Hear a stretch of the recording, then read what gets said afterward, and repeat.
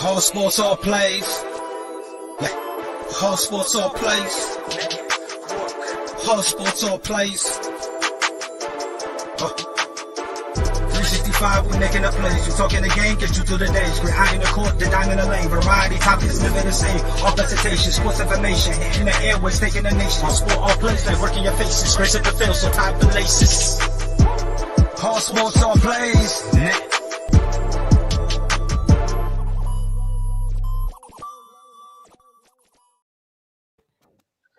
All right, welcome everybody. It is Monday. It is a playoff Monday, the first Monday night playoff Monday in the history of the NFL. Welcome everybody to Bring It. I'm your host, the Big Dog. With me as always, the OG, Ray. What's up, Ray? What's up, man? How you doing today? Oh, it's great to see you, man. I know you've been off for a couple weeks. Great to have you back in the house. Of course, we got the coach in the house. What's up, coach? What's up? What's up? What's up? All right, and we got the man from Who Day Nation, Mr. Jai Shields, host for the I'ma Tell It Like a TIIS podcast. What's up, Jai? What's going on, Big Dog? Pleasure to be on here again with y'all. How y'all doing? Oh, it's always good to see you, man. Good to see you. Yeah, we got a big playoff game tonight. We're going to talk about the weekend in a minute, but first we got to preview this big game tonight. NFC West matchup, Arizona going into LA playing the Rams. Arizona getting J.J. Watt back tonight. Ray, what does that mean, getting J.J. Watt back in the lineup tonight? It means a lot for them getting J.J. Watt back in, gives them an extra pass rush. They don't have to take the double team over to Chandler. They can't really double team off of Watt, so they have to play straight up, man. Straight up and have somebody. Which they're gonna have a tight end probably chipping on Watt and probably the running back chipping on Chandler. But also don't forget, you got to look at the Rams secondary. Rams secondary is missing the two safety. You got Ramsey coming back. Supposedly he's questionable. It could be a backup questionable in the secondary. So that secondary is a hit for the Rams, and that can give keys to AJ Green, Christian Kirk, Ronald Moore, and Zach Ertz there to open up the passing game for Kyler Murray and the Arizona Cardinals. So that's something you got to watch out for if the secondary is decimated for the Rams tonight. Yeah, they've definitely had some injuries. I know that. I know they signed Eric Weddle off the retirement list this week just to get him back. Coach, when you got a guy coming in after 2 years of not playing, how much time do you think he'll get on the field, and can he even be effective after not playing for that long? To a certain degree, I think one thing about it is going to be the issue. I mean, cover three is always cover three. It's probably the terminology might be different from him, but he had a week to study. He says he's been in shape. He might not be in football shape. He's not going to play like 50 plays, but you can put him down in the third downs, maybe the second downs, or when you know for a fact that it's passing downs. So he'll probably play like on second and long, third and long when they're putting five defensive backs there, stuff like that, you think? Yes. I mean, he'd probably be good for 30 plays because, like I said, not playing for 2 years, doing all that, just not being active like that. Yeah, he's only probably good for 30. All right, it should be interesting. It should be interesting. Now, Jai, I want you to talk about the Rams side of the ball. Matthew Stafford coming in, never had a playoff win. Basically, the Rams pushed all their chips to the table and said, all right, we're getting Stafford. We're going for the gold, man. So it's a lot of pressure on Matt Stafford tonight. I mean, this Rams team has been up and down, had an opportunity at home last week to win, and they didn't win. Obviously, Arizona didn't win at home either, but the Rams have dropped the ball a lot here with all their chips to the table. So what do you see out of Stafford tonight? Well, here's the thing with Matthew Stafford. It's put up a shut-up time. Enough of, all I hear about is that he's on the short end of the stick, that it was all the Lions of why he didn't win any playoff games, and he was in Detroit in previous seasons. Excuses made aplenty for Matthew Stafford. 0-3 in playoff games. Last 3 games as a member of the Los Angeles Rams, you have to do a double take and make sure he's wearing a Ram uniform because the Matthew Stafford that I've seen for the last decade plus is making the same mistakes he has with the Rams. He was abysmal in the Viking game in Week 16. Week 17 against the Ravens, he was absolutely atrocious, turnover the football all over the place.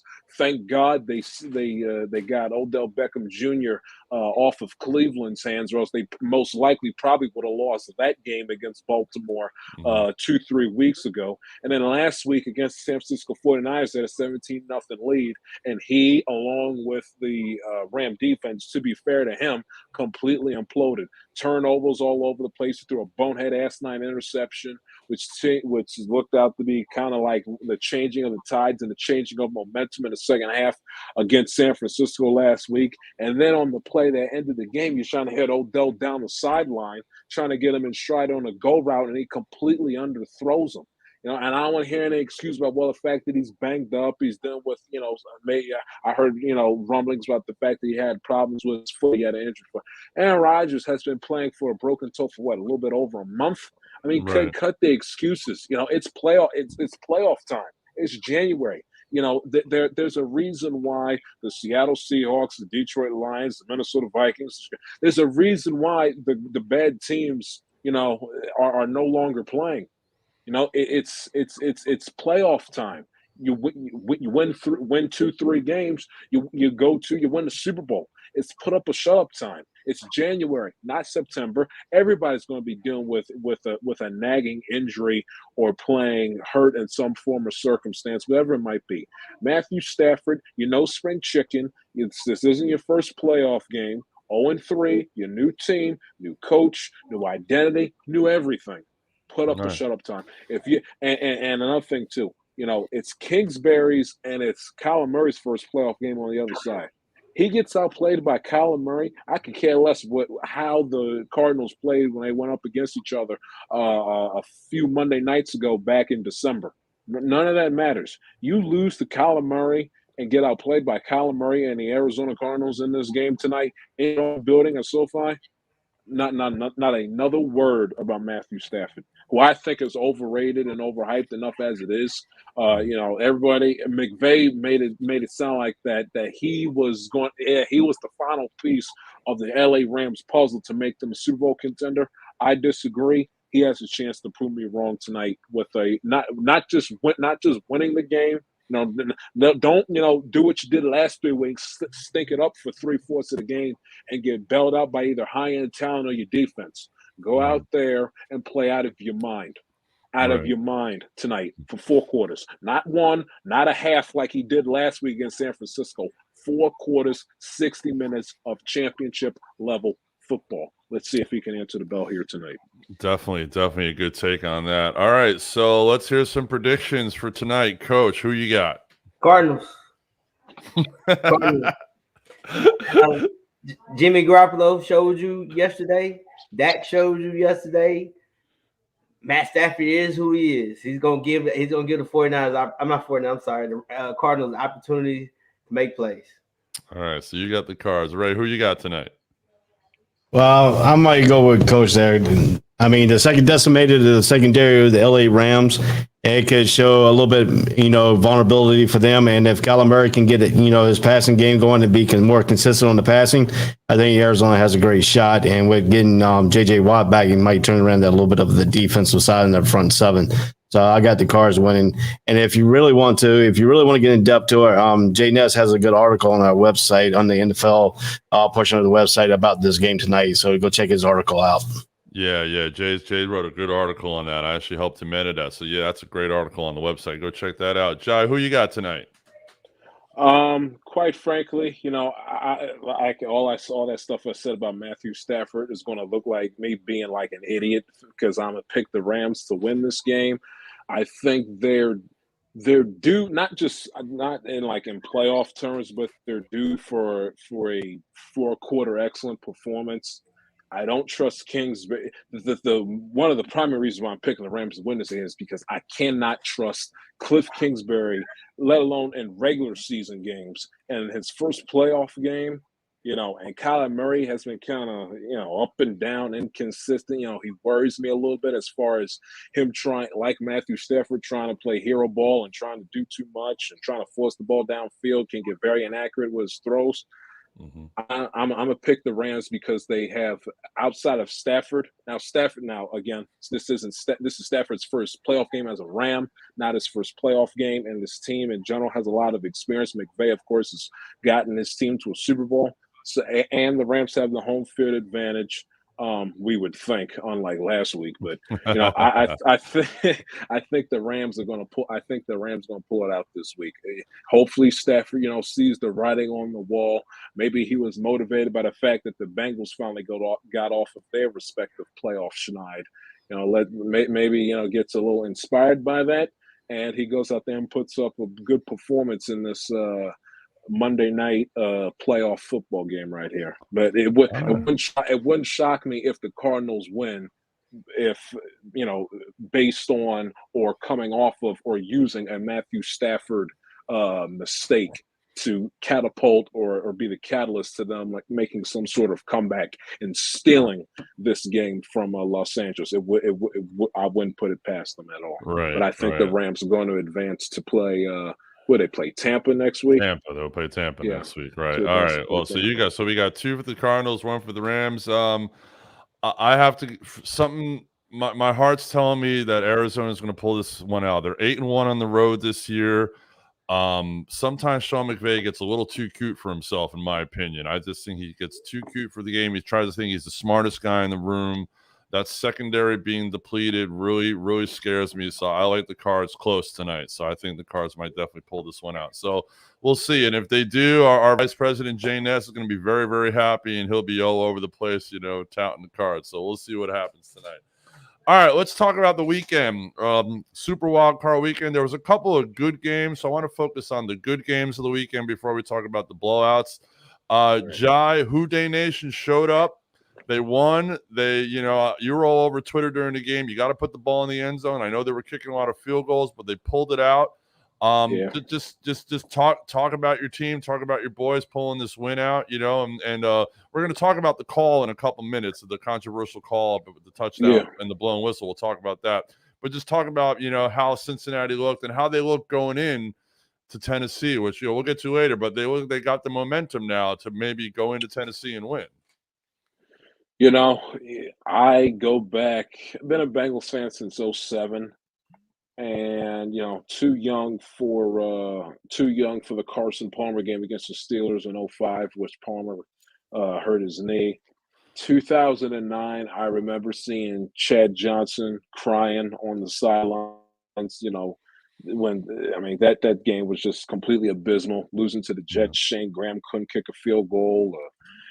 Carson Palmer missed passes, dropped passes all over the place. Really couldn't. Offense did not show up.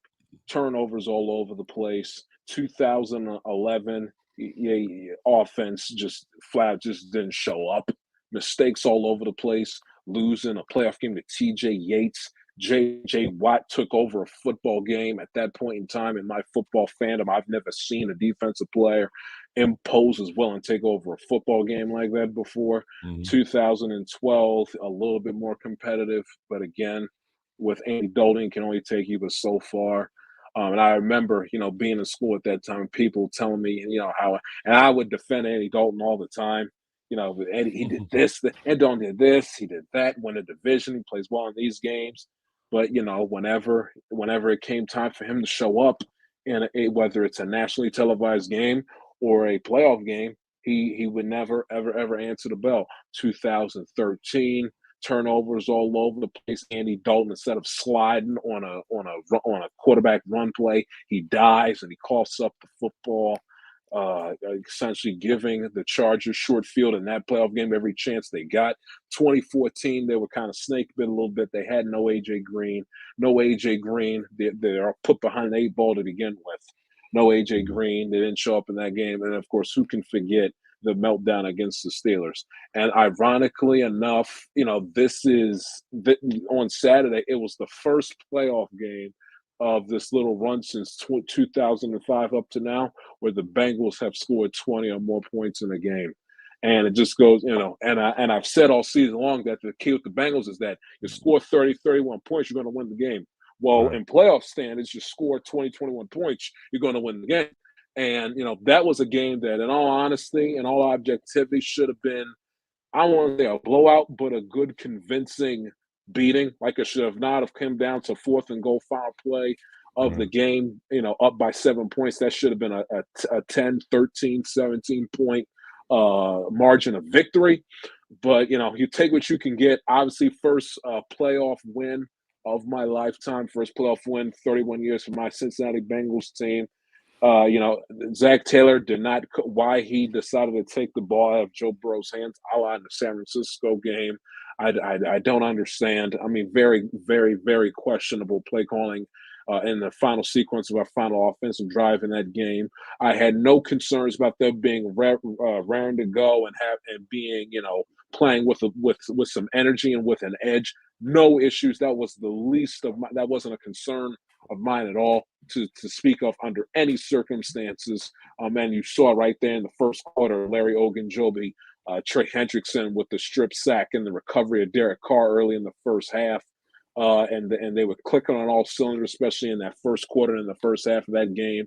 It wasn't their best performance, which kind of like is a double-edged sword because you look at it, it's like, well, if a couple things would have went against them, if Derek Carr would have found the end zone, we might be having a different conversation about the playoff losing streak extending one extra year. But then on the flip side, it's, they're just getting their feet wet. They're just getting started. Right. If they're fortunate, let's see how they play against Tennessee on Saturday. Maybe you didn't see a whole lot of big plays. As a matter of fact, you didn't see any big plays from that Cincinnati offense on Saturday afternoon, Saturday night.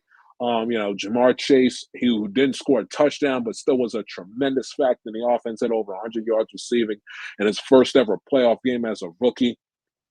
You'd like Cincinnati to run the football a lot more consistently and a lot better than they did on Saturday.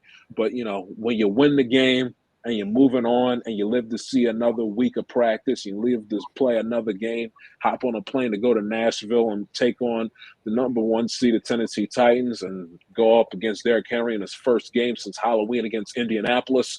When you're a Bengals fan, you can't do too much complaining. But you hope, and the defense played well.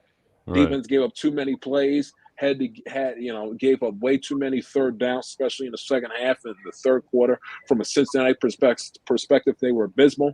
But they made that play, Jermaine Pratt with the interception, give them a ton of credit to seal the game, and they kept the Raiders below 20 points, which playoff football is an absolute positive. But we'll see if they can carry that momentum into Tennessee. Tennessee, no Larry Ogunjobi, who was put on IR earlier today, which is a tremendous blow to our playoff chances going on down the stretch. But if all breaks right, they hold Derrick Henry in check and put the ball and we'll get to the Titans game I know later on, but they got to build off of Saturday's victory, long story short. And Taylor has to look at it from the standpoint of, hey, I screwed up there on our final offensive drive. We got an opportunity to put the game away, learn from that. And hopefully, Lord willing, knock on wood, he doesn't make the same mistake twice against Tennessee. Granted, if the game is close coming up on Saturday. All right. Well, yeah. But I'm pumped. You are pumped. You can't tell, but Saturday after the game, I was pumped. I was hyped, and then it was. God, that game was so emotionally draining. I know. I was following your Twitter feed, man. It was absolutely crazy. Just to go off for just a minute, they just had Michael Buffer at the Rams game hyping up the crowd. So you know what they're doing in LA. All right, I want to hear from Coach and Ray both about the controversial call. There was a call where the Burrow was running towards the sideline. The ball, and if you hear the tape, the ball's in the air. And the whistle blows. According to the rule, once the whistle blows, the play is dead, no matter what. But they allowed the touchdown. Coach, what did you see in here? I mean, I heard the whistle. They should have replayed it down. I mean, when you huddle up and everybody was confused about it. Just replay it down because you're always taught, even with the defenders, if you hear the whistle, stop. Right. So. They should have replayed it. They didn't, and I guess that's why they're not doing any more playoff games. yeah. That referee crew basically got the axe today. I read that today. Ray, what did you see? Did you see something different? Do you agree with Coach? I mean, because everyone's been all over the place all day about this call. Well, I mean, I agree with Coach. We played football. I played on the defense. when the whistle is blown, the defenders are able to stop because that's what it was taught. It's taught all the way in Pop Warner, all the way inverted whistle. They replay the down because of the referee made a mistake of blowing the whistle. That's all the way through football. I don't know what happened in NFL because they're grown men. I don't know exactly what happened, but just like you said, these referees are not coaching and not refereeing any more playoff games because when an inverted whistle, it's automatic goes back to replay that down because it got to give equal opportunity for the defense and the offense. So I mean, the defensive players, you're taught to play to the whistle, and when the whistle blows, you're supposed to let up, and that's what I saw in that game. I think they should have replayed that down from the get-go. It's just with an inverted whistle, and it's in the rule books too. If you read the rule books, it's right in the rule books. Inverted whistle, you replay the down because you got to give the offense and the defensive players fair game to play that down correctly. Yeah, it's a shame that they're talking about the Bengals victory, but they're talking about this call once again. The referees there always seems to be something with the refs in this league, and it's just like. It's like the play in the Cowboy game, which we're going to talk about in a minute, about with the ball at the end. And I don't know if the league needs to train the refs better, get maybe younger refs. I'm not sure what they need to do to improve this. I mean, Coach, what's your opinion as far as the refs go?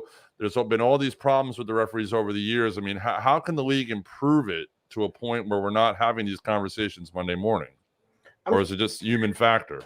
I think it's just the human factor. I mean, but that's the beauty of the game.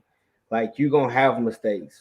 One thing that I was always taught, and I tell my kids all the time: 3 things you can't control. You can't control the fans, you can't control the weather, and you can't control the refs. Right. Like, that stuff you just got to go out and you have to just play. And you try not to. Even if you look at that game, you really can't say that was the reason why the Raiders lost. Right. I mean, you're in the red zone 3 or 4 times, and you kick field goals, or you do a pick at the end. So you can't blame it on that one play, my opinion. But refs, I don't know. You can say training, but what training do you get? Because you can't get it. It's not realistic game speed unless you see the NFL. I mean, you take college refs and move them up in the rankings if they want to go. I mean, that's what I'm saying. I really don't know how you can improve it. I mean, they're all old and veterans from the looks of it. It does. You definitely get young. You definitely get young referees. Jai. I mean, you're out of all of us, you're the newest to the game, so you've seen the way that the rules have changed over the years. I mean, do you think? How do you think the league can maybe improve on the refereeing so we're not having? I mean, we're going to have these conversations, but at least prevent less mistakes with the technology and the replay we have. Well, I mean, it's clear and obvious. And while going back to the play, I was watching it, and I was like, because I initially looked at it, I was like, they think Joe Burrow's out of bounds. He's not. So I'm standing in front of the TV with my arms up, knowing it's an obvious touchdown. And they called a touchdown because the whole point of why the whistle was blown is because the referee that was standing right where Joe Burrow was thought he threw the ball once he was out of bounds, and it was clear and obvious Joe Burrow threw the ball across his body. It was a hell of a throw, by the way. Yeah. Threw the ball across his body while he was in the air. And I think what people are missing is that the whole reason why the refs screwed up that ruling and the touchdown should have been nullified and they should have replayed the down, as you guys have been saying. But the whole reason why it wasn't because Jerome Boger and his officiating crew knew that they screwed up by blowing that whistle that shouldn't have been blown, and they basically played it off and kind of like gave the illusion of like, you didn't see that, you didn't hear anything. That blown whistle shouldn't have been blown. We won't screw the Bengals over per se by making them replay the down and take away the touchdown. We'll give them the touchdown, which of course by the letter of the law is wrong, but I understand their philosophy and their mindset of letting the touchdown slide. If you're getting back to your original point, your original question, the sky judge, which you saw in the XFL, the NFL does not have. And I think it's a point of emphasis. It's a point of emphasis, and I heard this earlier in the season on when Aaron Rodgers was on with Pat McAfee back in the early parts of the season, of how referees that he liked and that within the NFL players' constituency were very popular. They are no longer refereeing NFL games anymore. Because they're paying these NFL referees more money to be on television. The Gene Sterators, the John Perrys of the world, the Terry McCauleys of the world. They're paying them more money to be on television in a suit and tie with either an earpiece in their ear or a headset on to provide 5-minute commentary during NFL games. They're getting paid more to do that than actually to do a job that refereeing a football game that's seen by millions of people all across the country. And Aaron Rodgers made the point, he's 100% correct. The NFL has to see that and be like, we can't have our referees, when they reach a certain age, hanging up to go be on television when they're our best referees, when they should be working our big time regular season games and our playoff games, which is a problem that the NFL, and the Chief, and that dates back nearly 10 years ago with the whole referee lockout of the NFL owners not wanting to stiff their relatively part-time employees, and that's how you got the whole referee lockout and a whole mess that ensued because of that the first month of the 2012 regular season almost 10 years ago. So they got to implement the Sky Judge, still from the XFL, implement that Sky Judge. I think a lot of the confusion would be avoided if they put in the Sky Judge. And I think if you pay your referees, same thing with the same thing when it comes to your players and the coaches. The better you are, the more money you're going to make.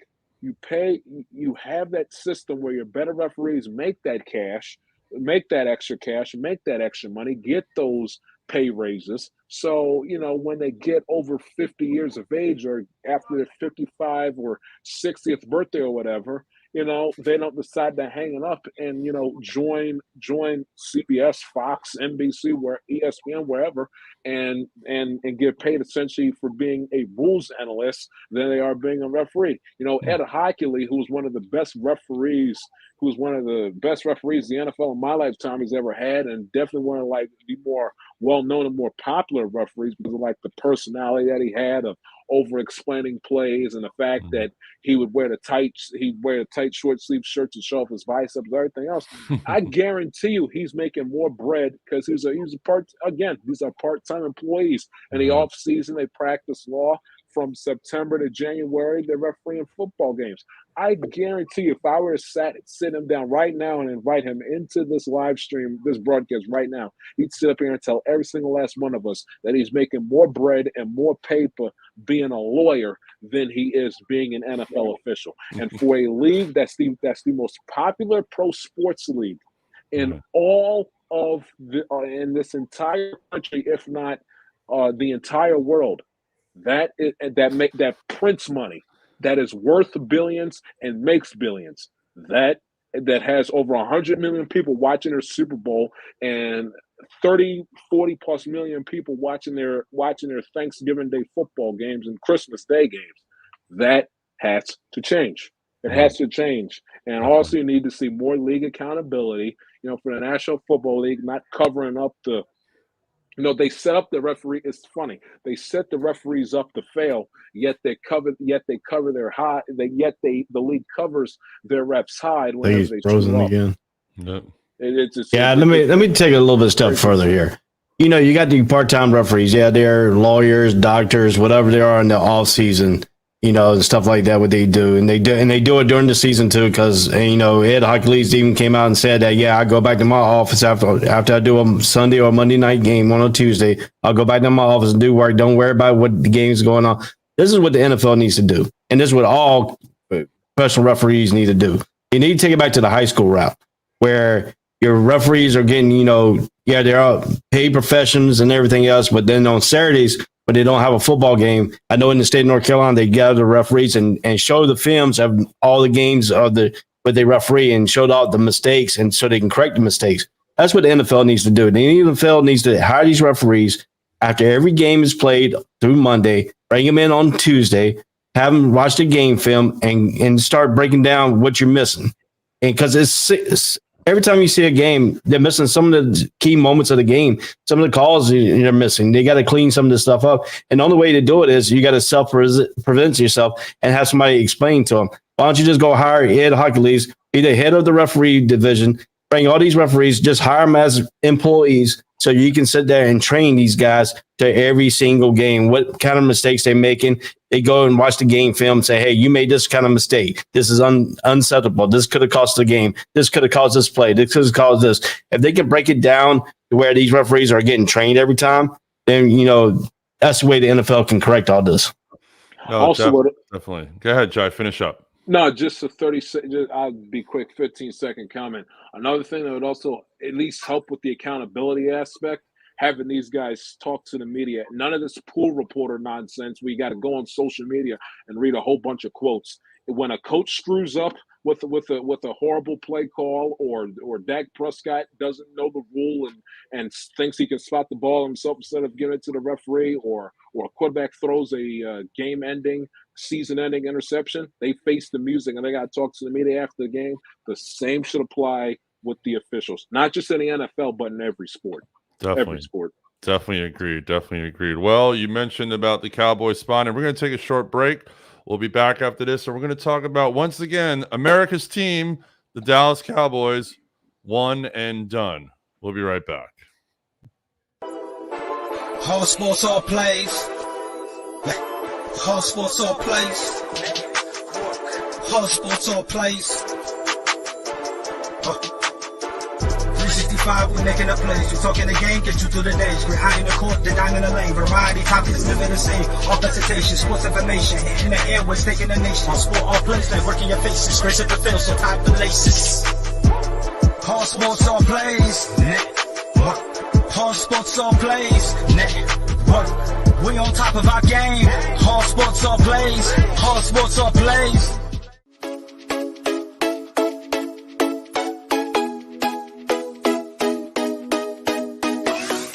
What did you say? I said Kobe Bean Bryant has been overrated ever since he passed away. Now, I'd say they could lose about 4, but I don't see them losing 5. You know what I mean? All sports, all plays. All sports, all plays. All sports, all plays.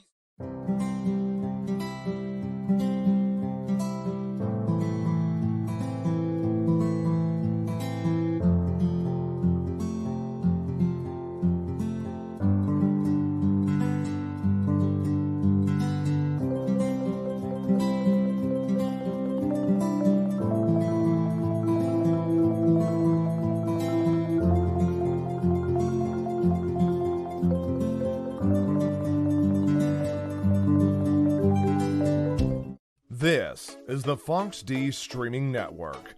Register to come on our channel at foxdnetwork.com. All right. We are back. I never saw that clip of Jonathan walking out on that comment. That is hysterical. Wow. Dissing Kobe like that. So yeah, let's talk about the Cowboys. Once again, the Cowboys go down, one and done, have a good regular season, get to the playoffs, and boom, they are out. Coach, what did you see? What did you see in the Cowboys? I mean, is it the coach? Is it the play calling?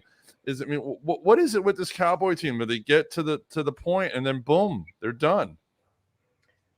They're not as good as everybody think they are. You playing when you look at it, you look at the 7 teams that made the playoffs. Right. They beat only one of them, which is the Eagles. And the Eagles, yeah. I mean, so what do you expect? Like, they weren't going to beat the Packers. They weren't going to beat the Buccaneers. They lost to them. They weren't going to beat the Rams. You weren't going to beat the You lost to the Cardinals. Then you played the 49ers. So, I mean, everybody is all – you ride that wave because they won the games that they were supposed to win. They beat the Giants. They beat the Eagles. They beat the football team. They beat the Patriots. Like, you beat teams that you're supposed to, you were picked to win. And I think everybody, that's the overreaction part. Like, you're the 7th best team in the NFC. Right. No, definitely. And and it's funny. It's like that you said, this Cowboy team, they play in a weak division, NFC East, with my division with my Giants. And the only reason I'm wearing my Giant hat tonight is because the Cowboys and the Eagles lost. So even though we suck and we're terrible, but it's a good day when those other teams lost. So at least I'm happy about that. But, I know how that feels. Yes. Yeah, exactly. I mean, Ray, you and I have been watching football a long time. We've been watching this Cowboy team since Jerry Jones bought this team. And they had the Jimmy Johnson. How about them Cowboy teams? And then, all of a sudden they've gone into the Tony Romo years, the one and dones, not even making the playoffs, the high expectations. I mean, what is this organization doing wrong? They've got 2 all-pro players on defense, young all-pro players on defense, and this organization still can't get it right, Ray. What's your take on that? You gotta get rid of the head man. You gotta cut the snake out of the head. You gotta get rid of Jerry Jones. Let the general manager run the team instead of him being micromanager. That's the problem with the Dallas Cowboys. They're like WWE. Vince McMahon is the same type of manager that Jerry Jones is. They are a micromanager type thing. I mean, this guy, if you take an interview of the AT&T Stadium, go to his perch. I took the interview when I took the stadium tour when I was there, and this guy we got was a personal assistant to Jerry Jones, so he was allowed to bring us into that perch. He has a 1960 bat phone sitting in that perch that goes to his TV cast, that goes to his coaches.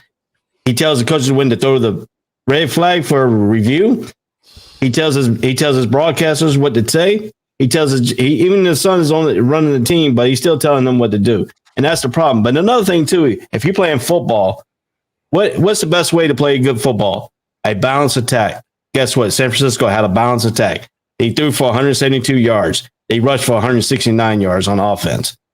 Cowboys, no running game. They had 77 yards, 230 yards on passing. They made the Cowboys a one-dimensional team on defense.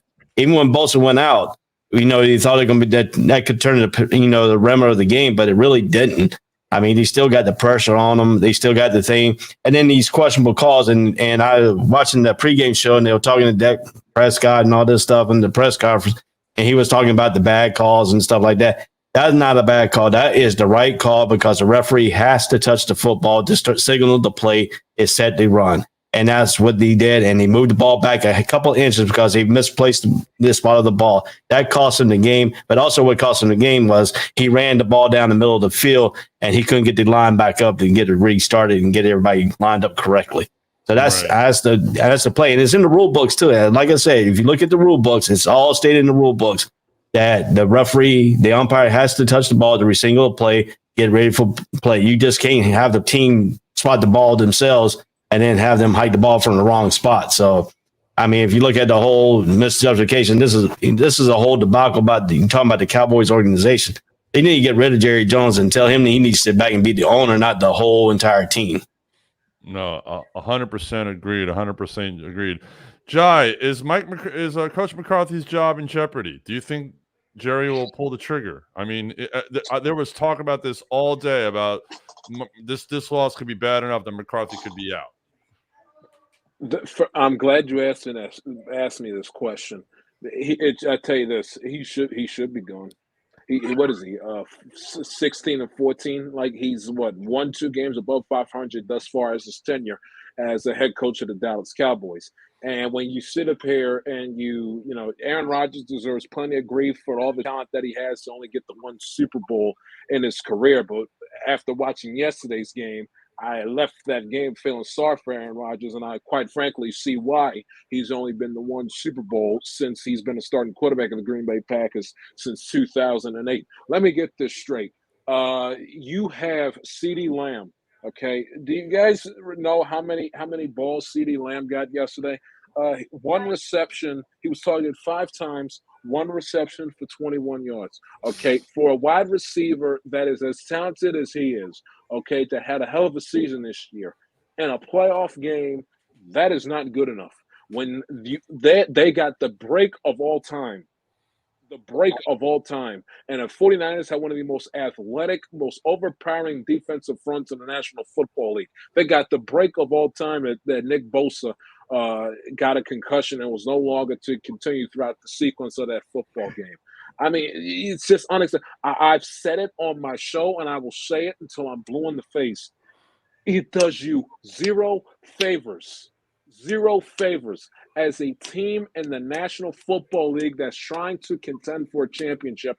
I don't care how much money he's making, when you're throwing the football 43 times, and you as a team only run it 21 times, that is a problem. Tony Pollard only got 4 carries. Are you serious? Ezekiel Elliott, who's getting paid all this money, who's the equivalent of an expensive Christmas ornament, who is completely useless in the game, 12 carries. I mean, are you kidding me? You're throwing the football 43 times. CeeDee Lamb only gets 1 reception. I mean, what are we doing here? 14 penalties, a franchise worst in a playoff game in the history of this. What I thought at least was a historic, poignant, proud Dallas Cowboy franchise. You have 14 penalties. This team led the universe in penalties this season. This team is not buttoned up. This team is undisciplined. This team is sloppy. This team is not ready to play. And give my father credit, who I watched it with my brother, my younger sister, and my dad. I watched the game with the 3 of them yesterday, and he goes back to the Dallas Cowboy San Francisco 49er games back in the 90s. That is NFL football, ladies and gentlemen, as you 3 well know. But he told me when CBS had the cameras on both teams coming out of the tunnel, ready to get introduced, he said, boy, the Dallas Cowboys look flat. Look at them. They have no energy, no one type. Look at them. Lo and behold, what happens? San Francisco goes right down the field and scores a touchdown. And I even tweeted, if you check my Twitter, I said the 49ers, they straight up don't care. They are going to punch the Cowboys in the proverbial face. And Dallas, the ball is in your court. You have the decision to either respond to it with a left hook of your own, or is this going to be a track meet, or are you going to be ran out of your own building by halftime? And they got straight up punked in their own building before Dak Prescott, all of a sudden woke up in the fourth quarter and decided that he wanted to show up and wanted to play and go out there and produce numbers in a playoff football game in his own building. This guy just signed a huge contract extension, and he's one of the most overrated quarterbacks in the National Football League. He's not, and he also too, you got to call into question. He's not a top 10 quarterback in the National Football League. I mean, Joe Burrow, not to toot my Bengals horn, was out. I mean, people were simply tweeting like, "Is this Joe Burrow's first playoff game?" It was his first playoff game as a second-year quarterback in the National Football League. He also was coming off of a season-ending injury. And the Bengals' expectations were much lower than a Dallas Cowboys. But you can't compare. If you look at that receiver core is 10 times better than the Cowboys receiver core. Now keep in mind, and I say that because I think it's the Cowboys. So right. Either you like them or you hate them, but you're still going to watch them regardless of the situation. But at the end of the day, CeeDee Lamb is not as good as people think he is. He drops balls. He makes turnovers. He makes plays. Cooper can run good routes, but he's injury prone. You don't have Gallup. But you got to go ahead. I get what I get that, Burrow has had more weapons around him than Dak. But my overall point is that Dak's making all this, signed a contract extension. He's making like $75 million. He has some ungodly number for a quarterback who is not as good as everybody makes him out to be because he has a star on the side of his helmet. My point is that for a quarterback that's getting paid as much as he is, that's talked about as if he's the second coming of Roger Staubach, Troy Aikman, and Don Meredith rolled up into one, you waking up and deciding to show up in a playoff game at home, no less, waiting for you to wake up and show up in the fourth quarter, a little bit too late. When you saw the 49ers went down there and scored and ran roughshod all over your defense on their opening drive in the first opening drives in the first quarter, that should have been an immediate message to you saying, oh, okay, it's like that. All right, guys, come on. Playoff time. Number 4 is here. I'm going to put you on my back. I will bring you guys home. And every top 10 quarterback that you see, which Dak Prescott clearly is not, finds ways to do that. And Mike McCarthy, what are we doing? Punt. He punts when he has no business punting. The fake field goal play was completely, and then he ended up getting away with it. But like I tweeted yesterday, leave it to Mike McCarthy to undo his own genius. I mean, can you please explain to me what his thought process was? But trying to get San Francisco to use a timeout. No, Mike, you convert on the fake punt, get your special teams unit off the field, and Dak and the offense goes out there and they resume their drive right from where they left off. Or if you wanted to somehow, some way convince me that their half-brained idea was going to work, then why didn't the Prescott and the Dallas Cowboy offense go out there onto the field when they had that late substitution? They should have sprinted onto the field and they should have had their player not right then and there, not sprint onto the field and Dak Prescott tell them to play while the play clock's ticking from 10 seconds on down. Right. And furthermore, and this is the last thing, and then I'm done. A quarterback draw with 12 seconds left. I mean, are you kidding me? With no timeouts left, if Dak Prescott cannot throw a football 50, 45, 40 yards in the air on a Hail Mary pass pattern, what are you paying him all this money for?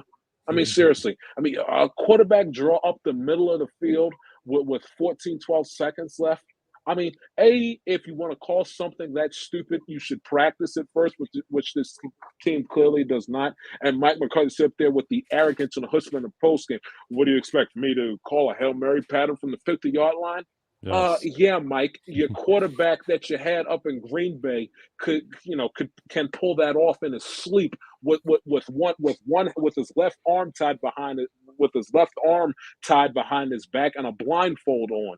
Aaron Rodgers can do that in his sleep. Dak Prescott can't. I mean, seriously, and don't sit here and blame it on the refs. Prescott and McCarthy should open up a rule book and should study. You know how, like, when you were in school and you did something bad, the teacher made you write on the board, I will not do this, whatever, XYZ on the board 100 million times. McCarthy, Kellen Moore, and Prescott should, for the entire offseason, should recite verbatim that individual section in the rule book. Knowing when it's a no huddle situation, you're trying to get the ball spiked to get to, once the play is over, pick up the ball, find the ref, give it to him so he can spot it. This isn't your turkey bowl, your little 2-hand touch 5-on-5 turkey bowl pickup game in your grandparents' backyard where you spot your own ball, during offensive drives. That's what the ref is for. Find the ref, have him spot the ball. The refs are not. The referees were fine. The Dallas Cowboys were the issue, Mike McCarthy included, who should be canned. Definitely. Yeah.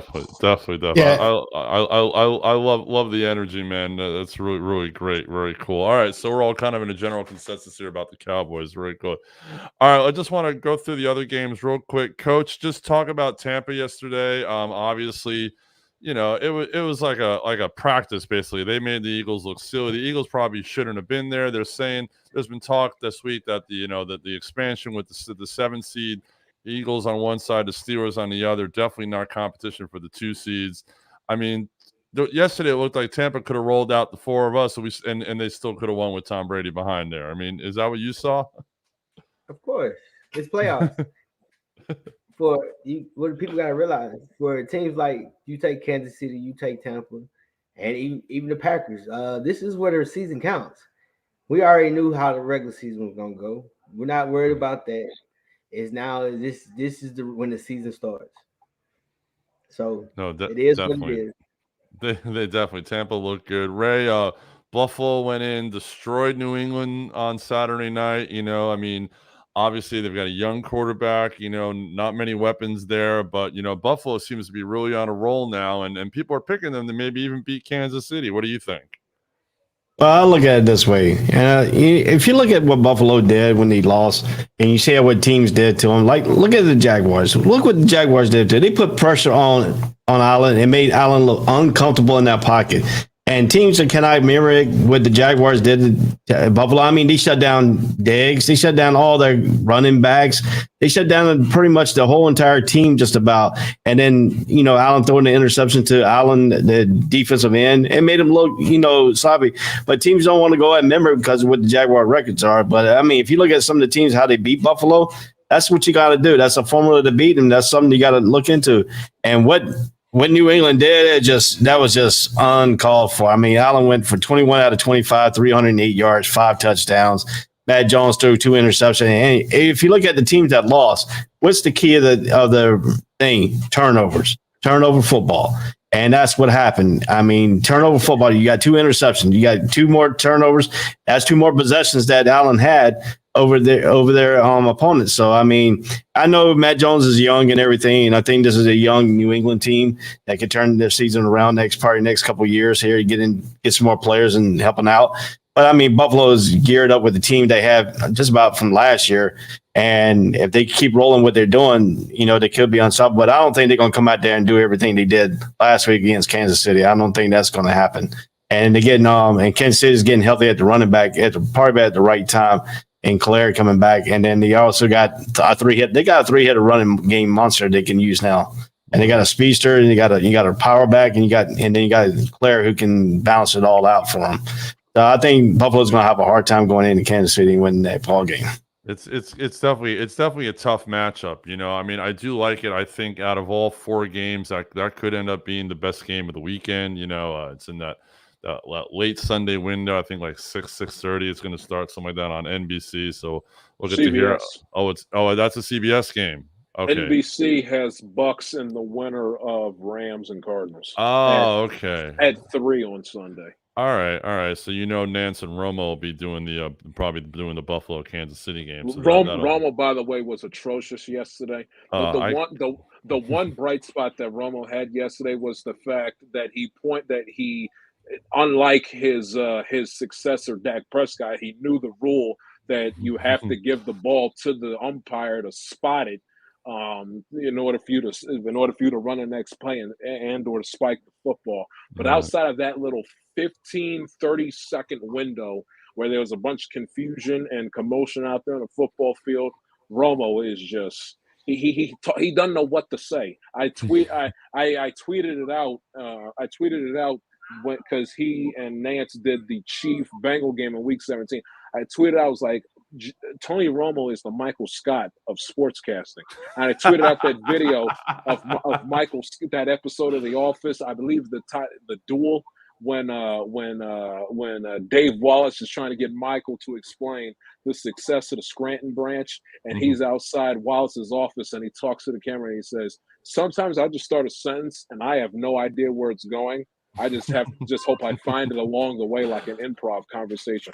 That is Tony Romo. He has no idea what to say whenever he opens up his mouth. He just hopes he just finds whatever he's trying to say along the way.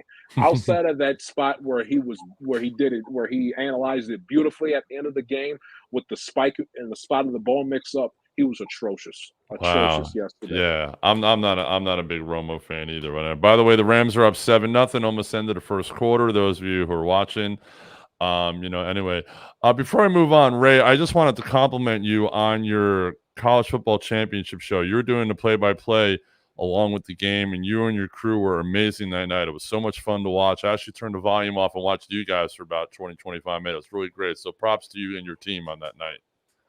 Yeah, it was all preparation going in. I put the scoreboard up just hopefully people will stay on watching me and stuff, watching the awful broadcast that Herbstreit and Fowler did on the game. But I mean, if you look at the way we did it, we talked about certain plays in the game, but we also talked about what situation was brought up and stuff like that. So I got a hold of the guys that were on the show with me, and we normally do a pretty good job, me and Montez, And then we had Ray from Real Talk on there. He brought a little bit more insights into the game, into that broadcast. So I try to make it more funnable and the more you're not sitting there calling, different formations out, talking about what this player is going to do, what this play is going to do, but talking about the impact of the game as it went on and during that game. So it was pretty much fun.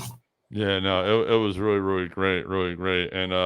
And Coach, your show yesterday, the Touchdown Crew show, that you guys are doing a great job on that. It's always good Sunday mornings. Check out Coach's Touchdown Crew show, a good preview, especially next Sunday. You'll have the playoff preview before the game. You guys going to go on the same time, or are you going to go on a little later because the games start later? No, we always start at 9 Central Time. 9 Central, 10 Eastern.